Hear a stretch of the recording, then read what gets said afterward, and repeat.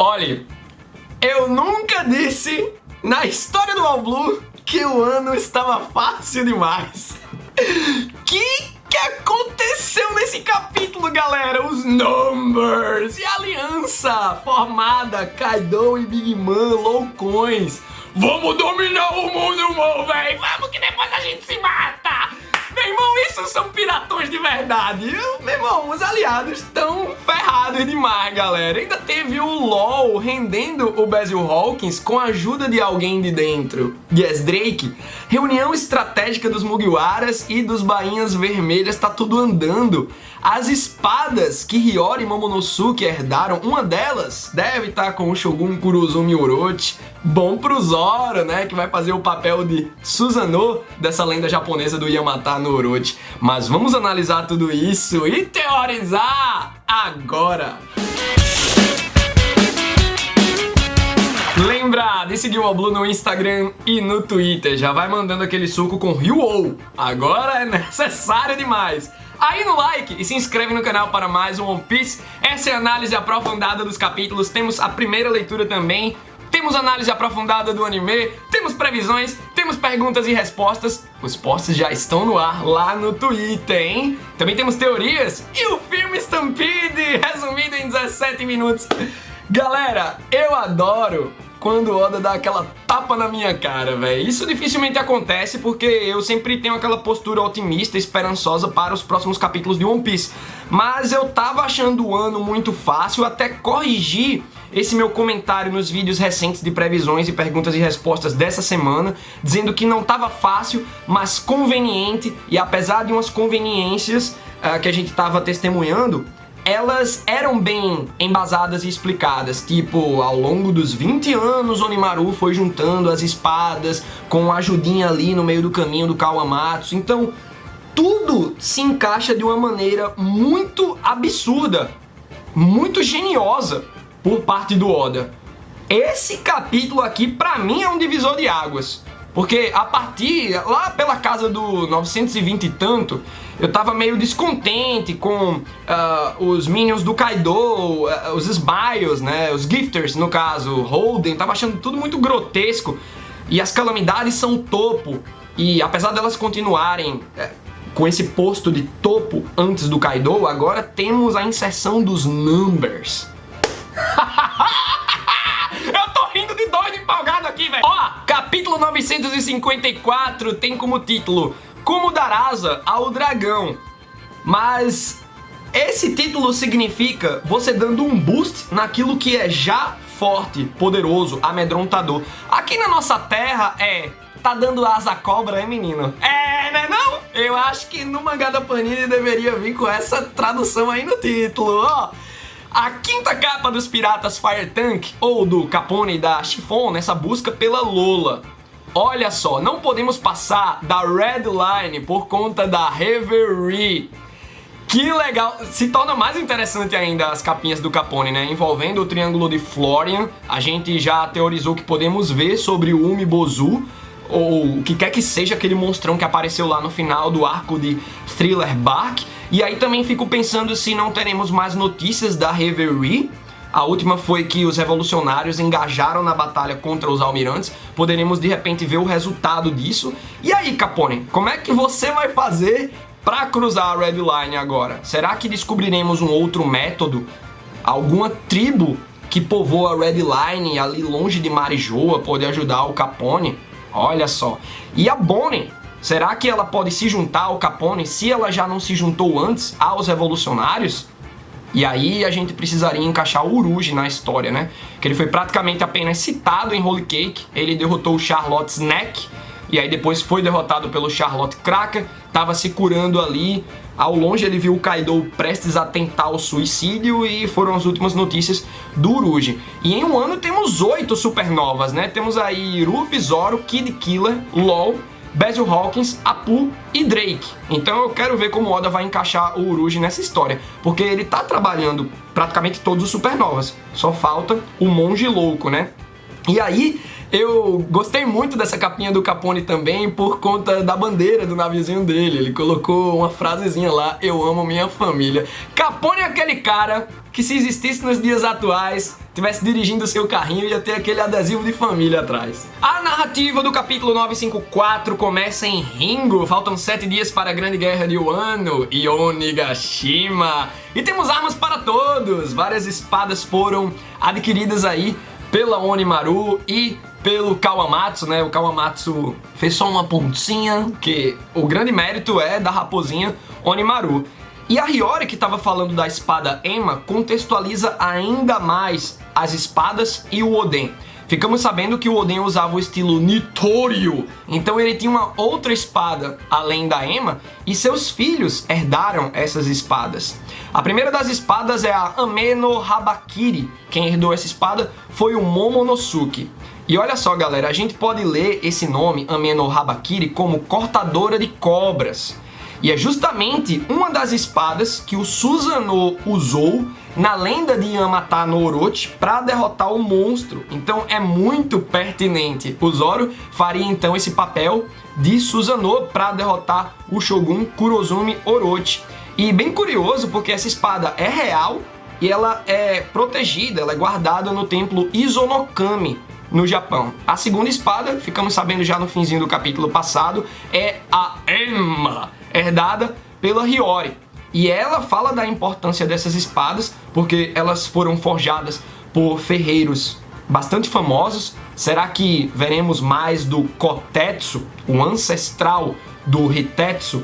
Aquele da máscara de Tengu e asas que está esperando por um homem aí aparecer na Vila Migasa, em Kuri. E é legal, né, que a gente vê que o ferreiro importa. Por conta dessa história de embeber uma lâmina em hack do armamento e também a história das lâminas negras perenes, eu não tava dando tanta importância aos ferreiros, a maneira como a espada foi forjada. Isso é muito importante no mundo real. Mas aqui em One Piece, meio que a gente vai para o mérito do espadachim, e a gente vai pensando que, de repente, a Kokuto Yoru do Mihawk poderia ter sido uma lâmina normal, que foi transformada em lâmina negra, então o espadachim forjou a lâmina durante sua jornada. O Ryuma fez isso com a Shusui. Era uma espada mais normalzinha e virou uma lâmina negra perene. Mas atentem, os ferreiros importam muito, pelo menos para a história da espada, mas claro que também para o desempenho do espadachim empunhando uma dessas espadas importantes. E aí o Kawamatsu diz que alguém como o Zoro, de origem desconhecida, olhem que o Oda marca esse termo, hein? É porque deveremos ver mais da origem do Zoro relacionado a esse clã Shimotsuki aí de Wano, né? Pô, Shimotsuki é o nome do vilarejo do Zoro. E o Koshiro, seu mestre, tem aquele emblema do clã Shimotsuki. Tudo se conecta aí, hein? A gente vai ver mais da origem do Zoro. Acredito muito nisso. E aí o Zoro aceita a Ema de boas. Beleza, velho, se eu vou ter uma espada em troca. Muitas, na verdade todas as pessoas que mandaram previsões essa semana disseram que o Zoro ia ser teimoso. Não, eu quero minha Shusui, dane-se essa Ema. Mas aí o Zoro foi por outro lugar, se perdeu, na verdade, né? Se achou que é o Oda que tá fazendo a narrativa.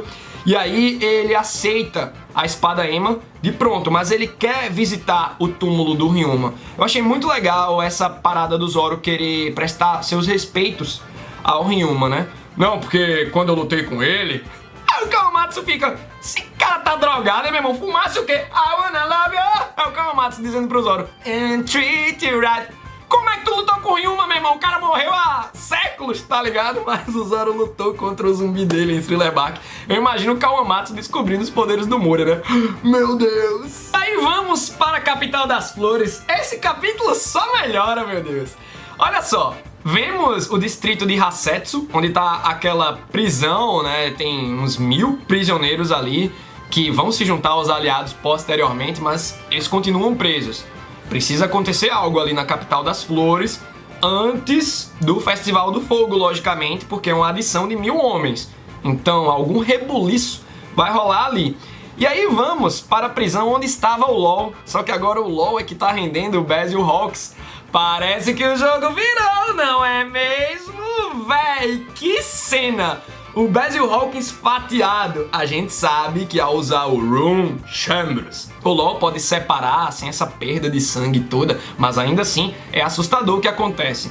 E aí o LoL, ele tá questionando o Basil Hawkins. Como foi que se originou essa aliança tua com o Kaido? Me conta tudo desde o princípio. E aí o Basil Hawkins fala que o Apu armou pra ele mesmo e pros piratas Kid. O Apu já tava aliado ao Kaido desde antes, velho. O Apu é muito traiçoeiro. E aí o Kaido convidou todo mundo pro bando. Ei, meu irmão, se junta aí comigo, vai lá. Mas se não se juntar, tá tudo salto e fufu na minha mão, viu? E o Basil Hawkins diz, ele usa o termo, o Kaido está juntando os mais fortes. E aí eu comecei a ter um outro mindset pra a configuração do bando do Kaido. O carisma do bando do Kaido ainda não dá pra se ver em sua totalidade. Mas eu creio que eu tava indo por um caminho de me decepcionar observando apenas os gifters. O hipopótamo lá, o Babanuki, o Holden, umas coisas tronchas sem carisma. Mas olha só, os numbers. A gente vai falar sobre esses integrantes do bando do Kaido já, e acredito que possam ter mais personagens que não sejam os numbers, mas personagens conhecidos que hoje estão no bando dele. O cara pode... é o as na manga do Kaido, né? De maneira geral. As pessoas teorizam sobre um único personagem que pode ser o as na manga do Kaido, mas de repente, ó, esse as já tá começando a ser mostrado pra gente de uma maneira geral através dos numbers e outros integrantes que podem ser revelados aí no futuro. E aí, no dia que o Kaido caiu na frente dessa aliança, né, Kid, Basil Hawkins e Apu, que ele ofereceu pra se juntar ao bando, o Basil Hawkins viu, véi, a minha chance de vitória se eu for enfrentar o Kaido é 0%. Minha chance de fuga, se eu tentar fugir, é 0%. Mas eu tenho 40% de chance de sobrevivência se eu me aliar ao bando do cara. Eu acho isso muito triste. O Basil Hawkins, ele sempre se mostra dependente demais dessas cartas de tarô dele. Será que ele vai se desvincular disso? Eu acho que não vai ter algo tão aprofundado, uma relação mais pesada entre o Basil Hawkins e as cartas. É o que é parte do poder dele, mas vacilones, né? Ou não, se aquilo já tá dando uma dica pra ele, pô, vamos seguir, né? É o jeito que ele age, tudo bem, vamos respeitar. E aí, o Basil Hawkins ainda disse que o Kid e o Killer lutaram, mas perderam. Pô, que bando, hein? É tipo o que aconteceu com o Ruffy em Kuri, ali no distrito Bakura. Foi pra cima com tudo, Guia Force, tá, e o Kaido com uma tabocada só. Tome essa, meu véi! Que tipo de reto que tu quer ser, hein? Eu tô muito empolgado, velho. E aí, beleza, o que aconteceu com o resto do bando do Kid? O LoL pergunta, nem lembro se ele pergunta agora. O Basil Hawkins vai falando tudo, né? Parece que tomou o Veritaserum de Harry Potter, a poção da verdade. Tá jogando tudo pra fora, desabafando. Aí, ele diz que o resto do bando do Kid foi aprisionado e o bando do Kaido começou com aquela história de, ó, me obedece ou olha só o que vai acontecer com seu capitão. Eles foram quebrando o espírito dos integrantes do bando do Kid, né? Ao ponto da gente ver o que aconteceu com o Killer, o Kamazou. E o Basil Hawkins dá a entender que o resto do bando do Kid tá com o Orochi, galera. Então talvez, ó, role uma invasão no castelo do Orochi por parte do Zoro e do Kid. O Zoro querendo recuperar a Ame no Habakiri, que eu acredito que esteja hoje em posse do Shogun Orochi, e o Kid querendo recuperar o seu bando. Mas eu acho que eles sofreram o mesmo destino do Killer, viu? E ficaram loucos, cachorros do Orochi. Imagina como o Kid deverá se sentir grato ao Chopper no final de um ano, quando o Chopper curar todo o seu bando, né? E mais, se temos um esquadrão ninja do Fukurokujo, a Oniwa Banshu, e um esquadrão samurai, o Mumawari Gumi, talvez tenhamos um esquadrão de loucos, formado aí pelo bando do Kid, enlouquecido pelas Smiles e espírito quebrado. Seria algo bem cruel de ver, né? E o Zoro teve uma certa dificuldade contra o Kamazou Killer, então imagina, né? O Kid lutando contra o seu próprio bando. O Zoro derrotando mais da galera da Oniwa Banshu, lembrando que o Zoro já derrotou Raijin e Fujin da Oniwa Banshu, certo? E aí o Basil Hawkins vê que a aliança do Ruffy e do LoL tá dando muito certo, mas você ainda se sente esperançoso com tudo que você tá testemunhando em um ano? E o LoL diz, não é da sua conta. E tem um corte. Ele matou o Basil Hawkins? Eu acredito que não, galera. E o cara já tava bem fatiadinho. Então o que esse corte quis dizer? aí na cena. Eu tô achando que o Basil Hawkins vai ficar um pouco esquecido em um ano pra aparecer agora na guerra, e quando ele aparecer, deve ser até num gancho de um capítulo pro outro, né? Aquele último quadrinho do capítulo, ele dizendo que vê 80% de chance dele sobreviver se lutar ao lado do Ruffy. Pô, seria massa ele se tornando um aliado, né? E aí a gente vê que o LOL passa pelo portão, né? Pela cela, tipo, tá fugindo de boas o LOL, e alguém ajudou o cara. Alguns de vocês lá no Twitter mais cedo disseram que poderia ser o Denjiro. Eu já acho que é o Diaz Drake, porque ele tem fácil acesso, já tava ali, tava agindo estranho, o Basil Hawkins estava até notando. O que é que houve com você, Diaz Drake? Não, nada. Olha só. Então eu acho que é o Diaz Drake. Eu sei que a gente tá muito curioso pra ver o Denjiro, mas deve ser o Diaz Drake aí. E aí o LoL ainda fala pra essa pessoa: se me deixar escapar é parte de um grande plano seu, tô indo embora. E aí a gente não sabe quem é. E faltam 6 dias para a Grande Guerra. Passamos algumas páginas e de 7 dias fomos para 6. Tá chegando, galera! Enquanto isso, em Udon, o Ruffy tá treinando sob a tutela do Morihou, o Ryogoro. E ele vai lembrando do Kaido e socando uma placa de aço. E o vovô Ryou instigando: vá lá, essa placa é como se fosse a pele do Kaido, você tem que superar aquele monstro, lembre-se de como você foi derrotado. O vovô Ryou, ele tá treinando também pelo lado psicológico do Ruffy. Eu tô achando isso muito interessante. E aí, faltavam 6 dias quando a gente vê o final dessa sequência de Udon do Ruffy treinando. Faltam 5 dias pra batalha final. Daí temos o contexto de um monte de coisa que tá acontecendo por volta de um ano, em vários lugares. Primeiro, em Kuri, na vila Amigasa, o Kinemon conseguiu encontrar a Nami. Ela pode ter ido direto para Okobore ou para Amigasa, não importa. Sei que, como se passaram já 2 dias aí, é o tempo suficiente da Nami ter dado um jeito de encontrar o Kinemon. Afinal, ela estava indo para Kuri de qualquer jeito. Se encontraram e ela repassou a mensagem. E aí, ainda em Kuri, só que agora no porto Itachi, vemos o esquadrão da carpintaria. Frank e o Sop estão comandando lá e o Frank manda: pode falar pro Kinemon que ele terá super navios. Ah, meu Deus, esse é um capítulo, ainda tivemos um super do Frank, pô. E aí vamos pra Udon, onde vemos o esquadrão de preparação de armas. Esse esquadrão me deixou um pouco cabreiro, encafifado. Que armas? Os samurais lutam apenas com armas brancas. Essas armas foram achadas em sua totalidade, tipo, acho que até sobra, em Ringo. Então, que armas eles estão preparando aí? Por falar em Ringo, vamos pra lá e vemos o esquadrão de transporte de espadas. Esse esquadrão está sendo comandado aí pela Ochou, uma das mafiosas da Yakuza de Wano, a Flor da Lua, e ela tá no seu terreno, no seu território, né? Já que ela comanda a máfia da região de Ringo. E em Kibi vemos o Esquadrão de Comando Rebelde. Eu achei um nome bem geralzão, afinal todo mundo é rebelde aí, né? E esse esquadrão está sendo comandado pelo Yatape, o Olho de Cobra, e ele também está na sua própria região. Ficou faltando mostrar aí o Umasa, o Sanguinário, e o Tsunagoro, o Chapéu Quebrado. Eles são das regiões de Udon e Hakumai, respectivamente. Mas como o Umasa é de Udon, ele deve estar por ali com o vovô Ryou, o Ruffy, etc. Eles estão se articulando também. Daí a gente se fixa um tanto em Kuri, onde está rolando uma reunião geral. 2 dias depois, muita movimentação foi feita. E que massa que o Oda deixou essas movimentações em off-screen. Mostra um tanto mais de lutas, Oda. Não deixa as lutas em off-screen, porque isso é importante. O teu mangá, afinal, além de ter uma história absurda, que é o principal, né? Também depende dos Battle Shonen. Tanto é que muita gente endeusa Enies Lobby por conta daqueles mano a mano dos Mugiwaras versus a CP9. Mas bom, em Kuri a gente vai vendo o verdadeiro significado do símbolo alterado pelo Yasuie. Antes era uma cobra.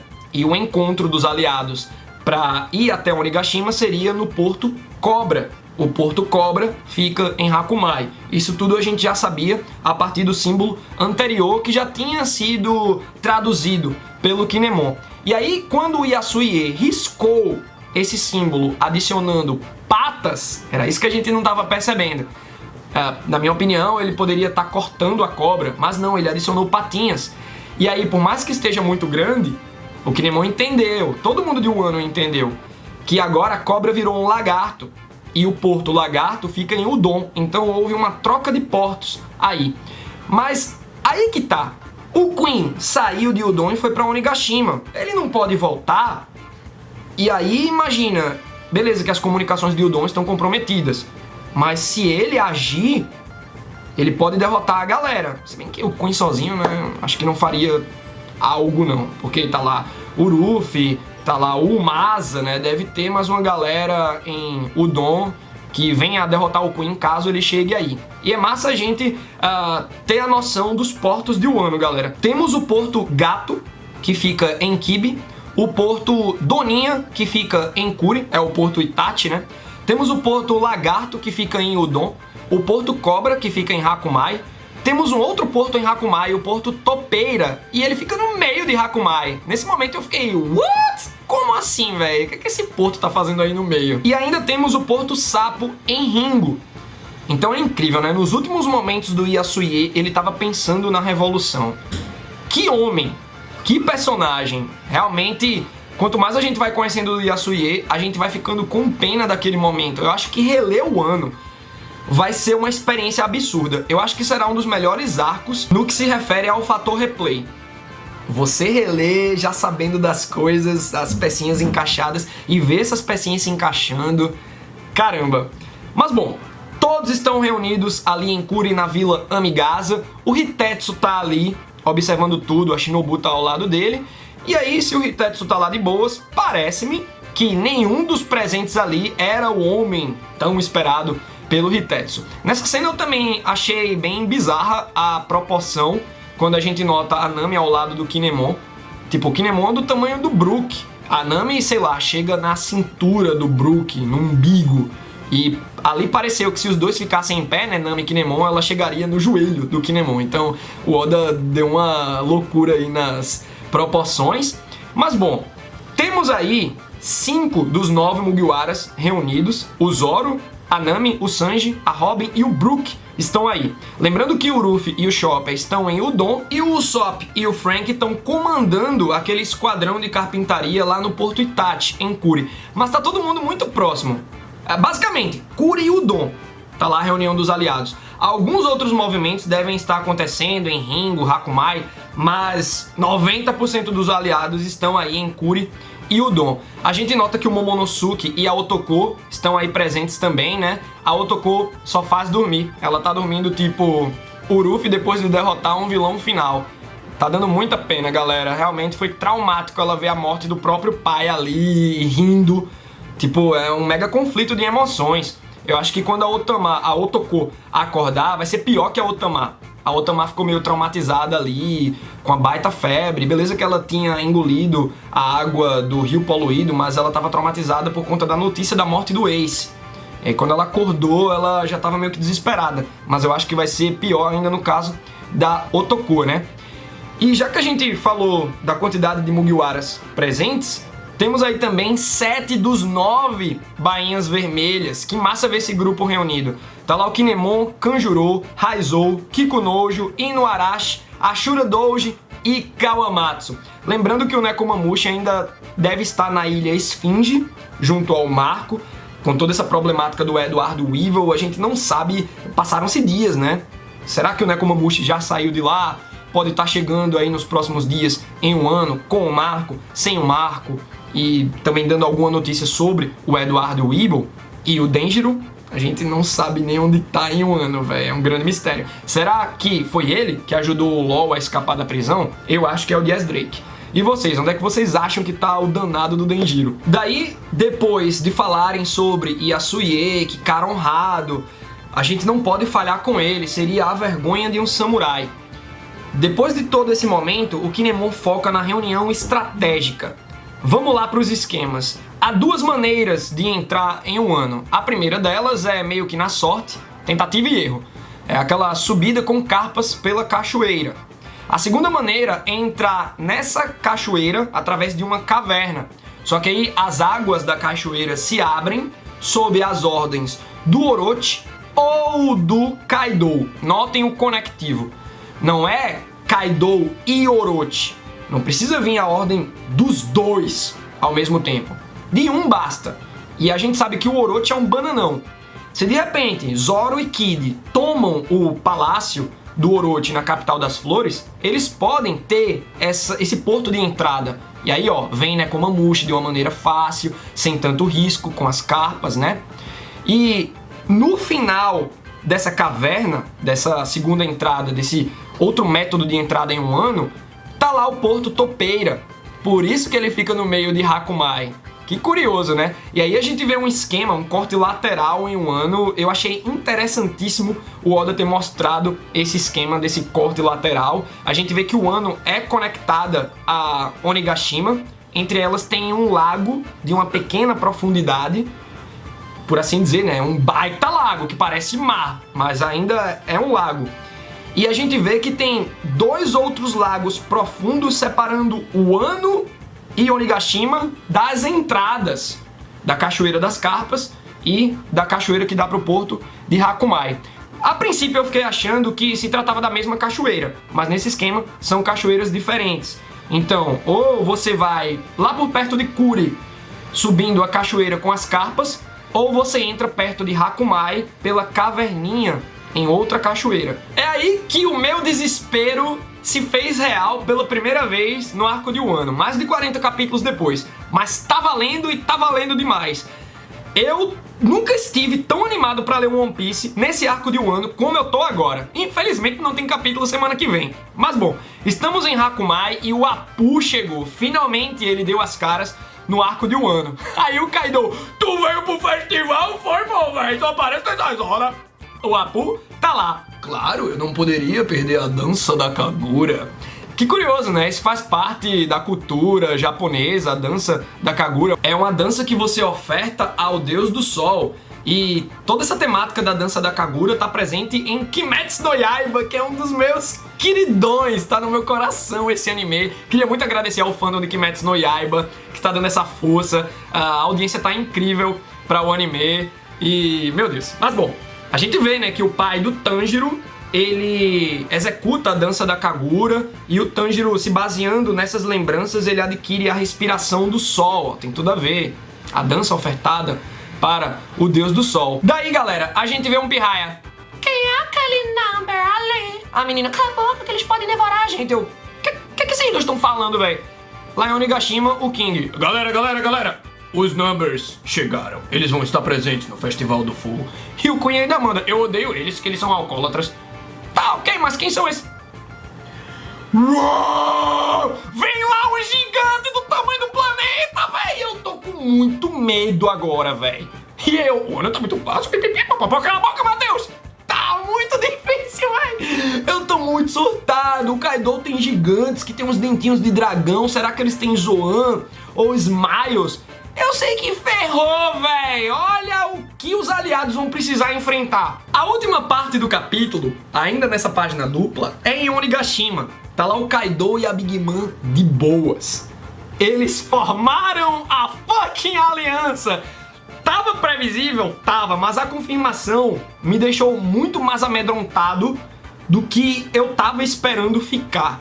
Até a caveirinha, caveirona, né, de Onigashima fica lá, não, o quê?